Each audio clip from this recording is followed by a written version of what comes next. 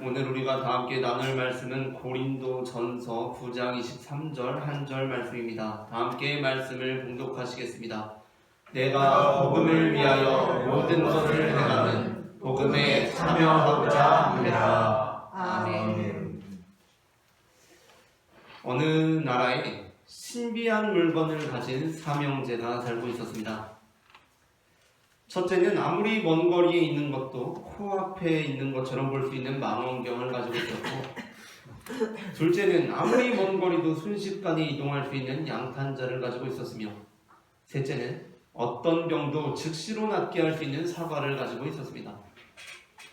어느 날 첫째는 아무리 먼 거리에 있는 것도 코앞에 있는 것처럼 볼 수 있는 망원경으로 바다 건너 머나먼 나라의 성벽에 붙어있는 포고문을 보게 되었습니다.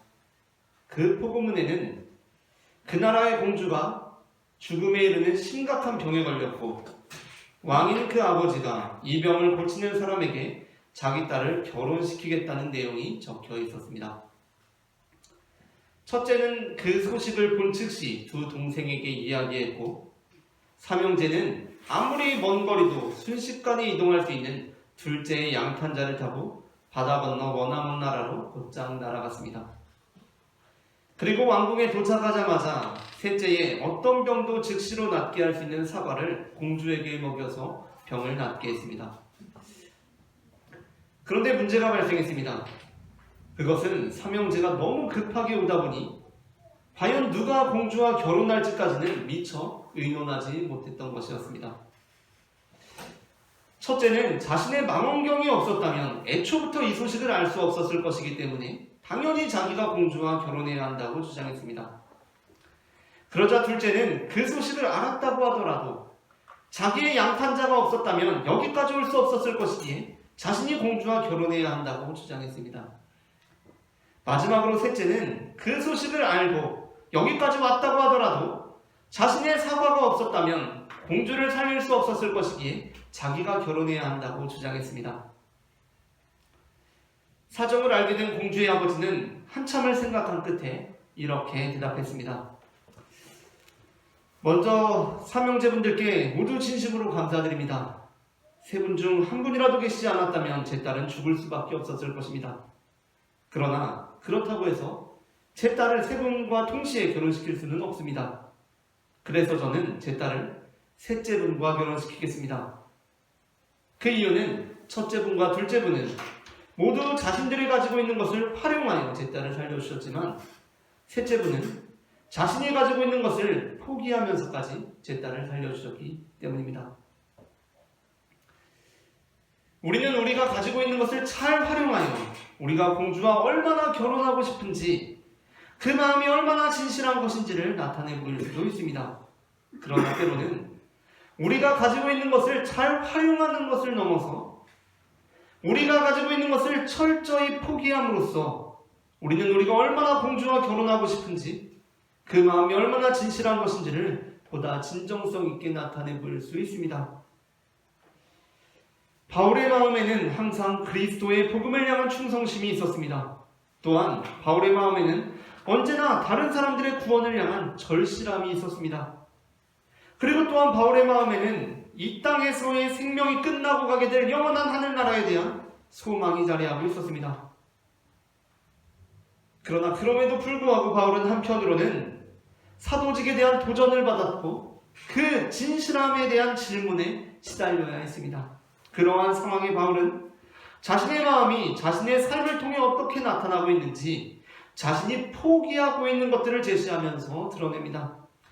오늘 우리는 복음을 위하여라는 제목의 설교를 나눕니다. 제목을 제가 먼저 읽으면 따라 읽는 식으로 두 번 읽어보겠습니다. 복음을 위하여, 복음을 위하여, 복음을 위하여, 복음을 위하여. 전해지는 말씀을 통하여서 바울이 자신의 진실함을 나타내기 위해 포기했던 것들이 무엇인지 알게 되고, 우리 또한 바울처럼 우리가 가진 것들을 포기함으로 우리의 진실함을 나타낼 수 있는 성도가 되기를 소망합니다. 아멘. 먼저 첫째 함께 읽겠습니다. 바울이 포기한 것은 무엇인가? 첫째, 바울은 자신의 권리를 포기했습니다. 고린도전서 9장 12절 말씀을 다 함께 합독하시겠습니다. 다른 이들도 너희에게 이런 권리를 가졌거든 하물며 우리일까 보냐. 그러나 우리가 이 권리를 쓰지 아니하고 범사에 찾는 것은 그리스도의 복음에 아무 장애가 없게 하려 함이로라. 아멘. 사도 바울은 자신에게도 권리가 충분히 있지만 그 권리를 쓰지 않고 있다라고 말씀합니다. 고린도전서 9장에서 또한 바울은 자신이 사도로서 가지고 있는 권리에 관하여 이렇게 말씀합니다. 4절부터 7절 말씀을 한 절씩 교독하겠습니다. 우리가 먹고 마실 권리가 없겠느냐? 우리가 다른 사도들과 주의 형제들과 게바와 같이 이들의 장애된 형제를 배교받을 권리가 없겠느냐? 어찌 나와 바나바만 일하지 아니할 권리가 없겠느냐? 누가 자기 비용으로 분문물을 해결하느냐? 누가 포도를 씻고 그 열매를 먹지 않겠느냐? 누가 양떼를 기르고 그 양떼의 젖을 먹지 않겠느냐? 아멘. 바울이 고린도 교회를 떠난 후 고린도 교회에는 바울의 사도성에 대한 질문이 제기되기 시작했습니다. 그리고 고린도 교회 성도들 중 일부는 바울에게서 사도성이 의심되는 충분한 정황이 발견된다고 판단했습니다. 그 이유는 바울이 예수님께서 이 땅에 계실 때 예수님을 보지 못했다는 것이었습니다. 사도행전 1장에 의하면 베드로가 세운 12사도의 조건은 예수님께서 이 땅 가운데 계실 때 예수님과 함께 다닌 사람이어야 했습니다. 물론 예수님께서 12사도를 불렀지만 가룟 유다가 중간에 탈락되었기 때문에 한 사람을 보선하는데 그때 베드로가 세운 조건입니다. 21절부터 22절 말씀을 다 함께 합독하시겠습니다. 이러함으로 요한의 세례로부터 우리 가운데서 울려 가신 날까지 주 예수께서 우리 가운데 출입하실 때에 항상 우리와 함께 다니던 사람 중에 하나를 세워 우리와 더불어 예수께서 부활하심을 증언할 사람이 되게 하여야 하리라 하거늘. 아멘. 베드로는 가룟 유다를 대신하여 세워질 사도가 예수님께서 이 땅에 계실 때 항상 우리와 함께 다니던 사람이어야 한다고 했습니다. 확실히 이 기준에 의하면 바울은 12사도에 해당되지는 않습니다. 그렇다 보니 바울이 자신의 사도로서의 권리를 사용하지 않은 것 역시 성도들에게 의문스럽게 여겨지기 시작했습니다. 그러니까 사도로서의 권리를 사용하지 않은 것을 보니까 사도가 아닌 것이 확실하다라고 여겨지기 시작한 것입니다. 그러나 사도행전 9장에 의하면 바울 역시 부활하신 예수님을 만나고 부활하신 예수님으로부터 사도로 부름받은 사람이었습니다. 15절 부활하신 예수님께서 아나니아에게 하신 말씀입니다. 다 함께 합독하시겠습니다. 주께서 이르시되 가라, 이 사람 바울은 내 이름을 이방인과 임금들과 이스라엘 자손들에게 전하기 위하여 택한 나의 그릇이라. 아멘. 그러므로 바울은 사실 자신의 권리 포기가 사도로서의 자격 없음을 나타내는 것이 아니라 그리스도의 복음에 대한 자신의 충성심을 오히려 방증하는 것이라고 말씀합니다. 예수님과 제자들이 아직 겟세마네 동산에 머물러 있을 때 12제자 중에 한 사람이었던 가룟 유다가 칼과 뭉치를 든 무리와 함께 예수님을 찾아왔습니다. 그렇게 유다가 입맞춤으로 예수님을 배반하고 그와 함께한 무리들이 예수님을 붙잡아 가려 할 때 예수님의 제자 중 한 사람이 칼을 들고 그 가룟 유다의 무리를 대적합니다. 그때 예수님께서는 그 제자, 칼을 빼든 제자에게 칼을 도로 칼집에 꽂으라고 말씀하시며 이렇게 말씀하셨습니다. 마태복음 26장 52절부터 53절 말씀을 다 함께 합독하시겠습니다. 이에 예수께서 이르시되 내 칼을 도로 칼집에 꽂으라. 칼을 가지는 자는 다 칼로 망하느니라. 너는 내가 내 아버지께 구하여 지금 12군단 더 되는 천사를 보내시게 할 수 없는 줄로 아느냐. 다음 절까지 읽겠습니다. 내가 만일 그렇게 하면 이런 일이 있으리라 한 성경이 어떻게 이루어지겠느냐 하시더라. 아멘. 안 그래도 지금 모든 제자들이 예수님께서 진짜 메시아인지 킹감인가 하고 있는데 지금 12군단 더 되는 천사를 요청하지 않으신 것으로 볼 때 예수님께서 진짜 메시아가 아니신 것이 이제 확실해지신 것입니까? 예수님께서 그 권리를 사용하지 않으심으로 인해서 예수님께서 메시아가 아니신 것이 더 확실해진 것입니까? 그렇지 않습니다. 우리는 오히려 예수님께서 12군단 더 되는 천사를 요청할 권리가 분명히 있으셨음에도 불구하고 그 권리를 포기하신 것을 통하여 예수님께서 얼마나 하나님의 말씀을 충실히 이행하고 있는지를 알게 되는 것입니다. 사도 바울 역시 마찬가지라는 것입니다. 그의 권리 포기가 그가 사도가 아님을 정당화하는 것이 아니라 그가 오히려 얼마나 그리스도의 말씀에 충성된 증인인가를 나타낸다는 것입니다. 만병통치 사과의 주인 셋째가 자신의 사과를 포기했을 때 이제 셋째는 철저히 평범한 사람이 되고 말았습니다. 탈무드에 나오는 이 유명한 이야기를 들은 대부분의 사람들은 만약에 나도 내가 그 중병에 걸린 딸을 둔 왕으로서 이 일을 겪는다면 나도 당연히 내 딸을 셋째와 결혼시킬 것이라고 생각합니다. 그러나 이 이야기를 현실적으로 생각해 볼 때 조금만 더 생각해 보면 이 세상에 어느 누구도 자신의 딸을 셋째와 결혼시킬 사람은 없습니다. 왜냐하면 그는 이미 자신의 권리를 포기해버린, 그러니까 자신의 보물을 잃어버린 사람이 되었기 때문입니다. 이미 셋째가 내 딸에게 사과를 주었고 이제 내 딸은 살아났고 셋째는 이제 아무런 능력도 없는 존재가 되고 만 것입니다.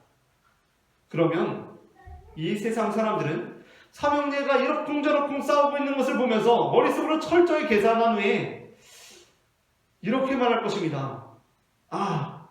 나도 도대체 누구랑 내 딸을 결혼시켜야 할지 모르겠는데 그래도 어쨌든 맏형이 있으니까 맏형이랑 시키겠습니다 라고 하는 것이 대부분의 결정일 것입니다. 그는 그 보물, 그 망원경이라는 보물로 내 딸을 호강시켜줄 수 있을 것 같기 때문입니다. 그러나 이 탈무드의 이야기가 우리에게 전해주는 것이 무엇입니까?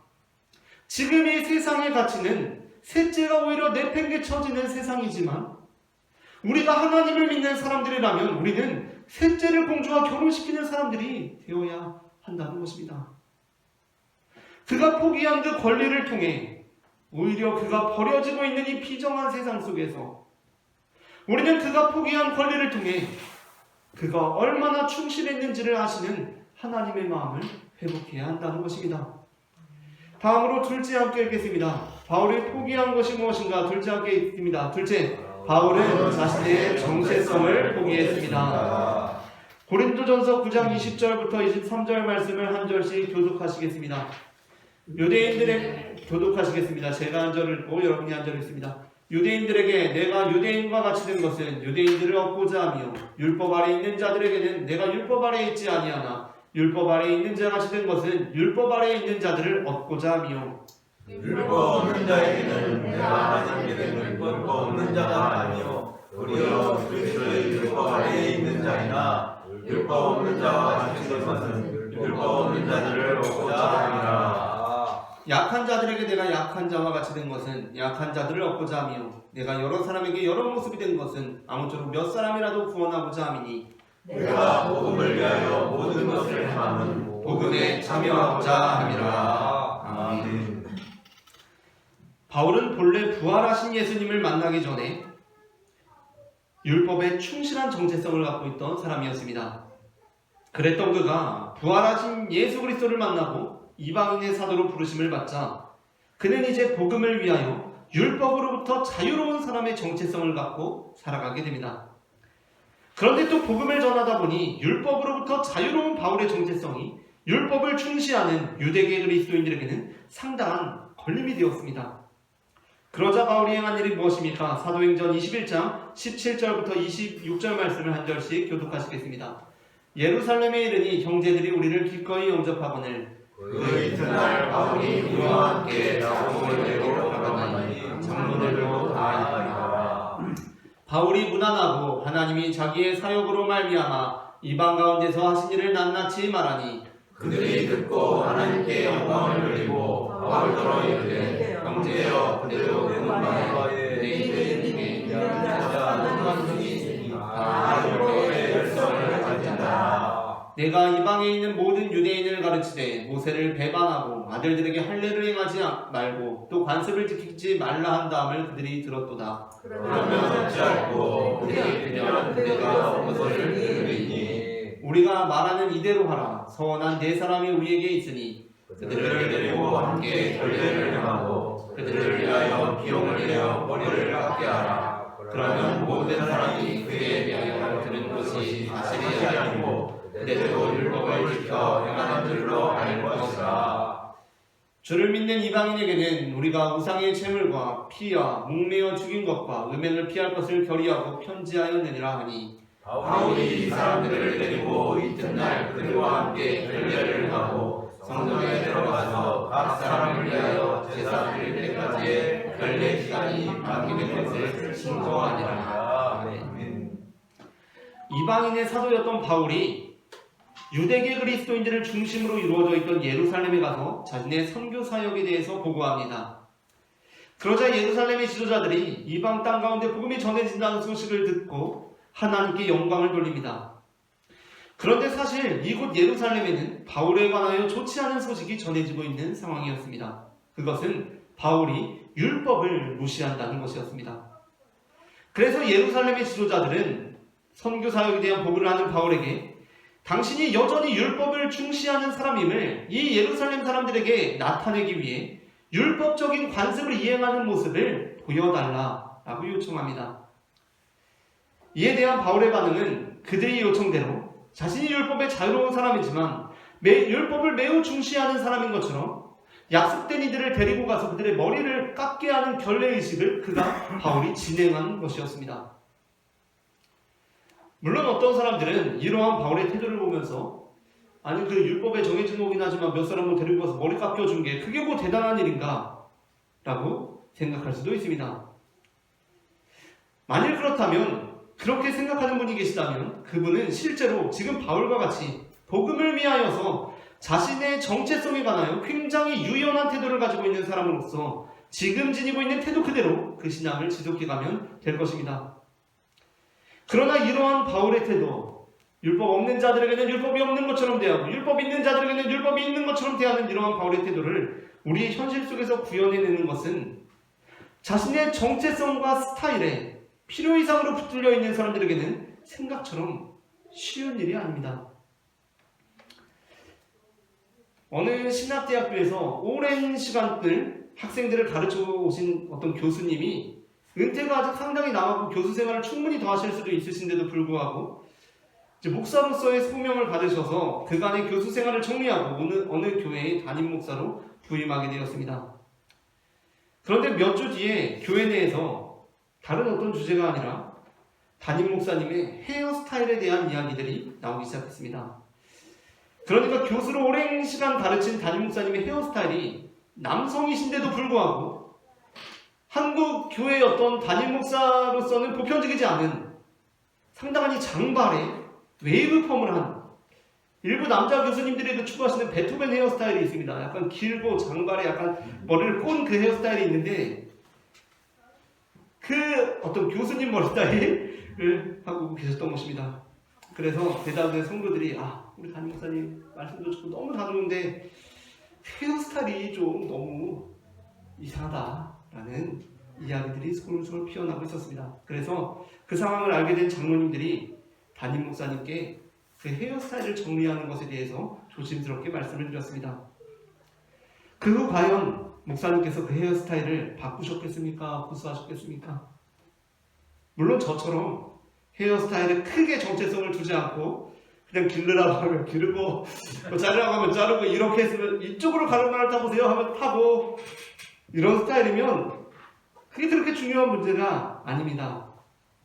아닐 수도 있습니다. 그런데 이 헤어스타일을 자신의 정체성의 중요한 부분으로 생각하고 있는 분들은 그게 굉장히 중요한 자기 어떤 스타일과 정체성의 중요한 부분일 수도 있습니다. 안타깝게도 목사님께서는 장로님들이 전달하신 이야기 중 다른 것은 다 좋은데라는 말이 흘러가고 그 헤어스타일이 좀 이라는 얘기만 들린 것입니다. 그래서 목사님이 자신의 헤어스타일을 고수하셨고 그것이 교회 안에 상당한 갈등과 자존심 싸움으로 발전하게 되었습니다. 그렇지 않습니까? 그게 자르라고 했을 때 바로 자르면 오히려 쉬운데 정리하라고 했을 때 한 번 이게 안 하면 다음에는 더 하기가 이게 타이밍이 애매한 것입니다. 우리가 생각할 때는 아니 그 헤어스타일이 뭐가 그렇게 중요하다고 라고 할 수 있습니다. 그러나 우리 한 사람 한 사람에게도 사실 또 다른 의미로서의 이 헤어스타일은 얼마든지 있을 수 있는 것입니다.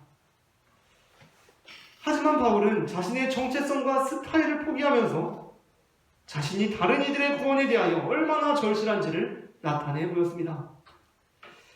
만일 목사님께서 그 다음 주에 곧바로 헤어스타일을 바꾸고 오셨다고 해도 대부분의 성도들은 그 일을 대수롭지 않게 여겼을 수도 있습니다. 아니 그 헤어스타일 하나 바꾼 게 대수라고 하며 그 목사님께서 기도하며 내신 엄청난 결단을 몰라줄 수가 있습니다. 그러나 그것을 하나님께서는 아십니다. 그 성도들을 위해 자신이 20대 청춘 시절부터 몸바쳐 공부해가면서 난 이런 교수님이 될 거야의 플러스에서 난 그 베토벤 헤어스타일 머리를 한 그런 교수님이 내가 꿈꾸는 교수상이야 라고 하며 20대 청춘부터 꿈꿔오지 않았겠습니까?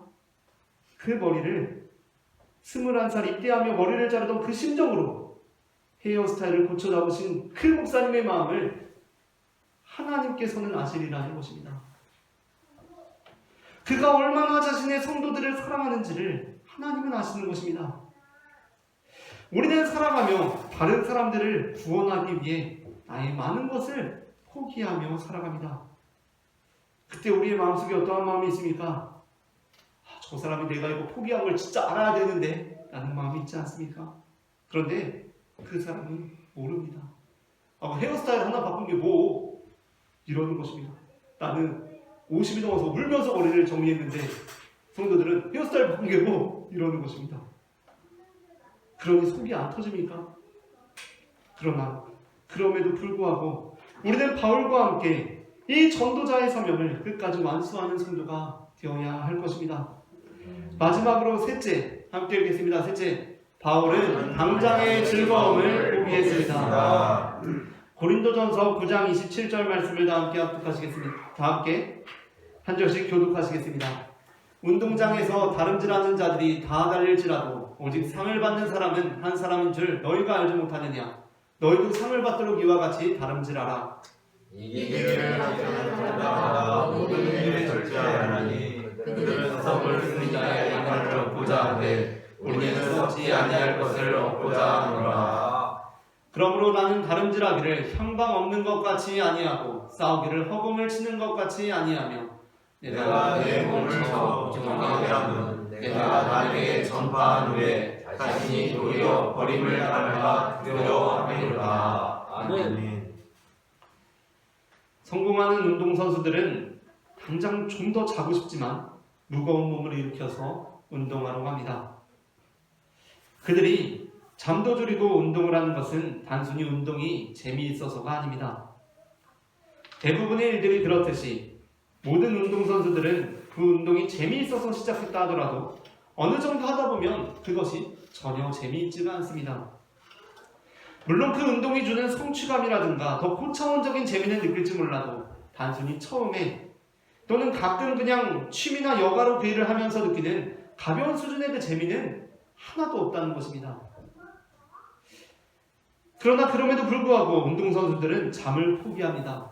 그 운동에 도움이 될 정도의 충분한 잠을 잤으면 늘어져 있지 않고 운동하러 갑니다.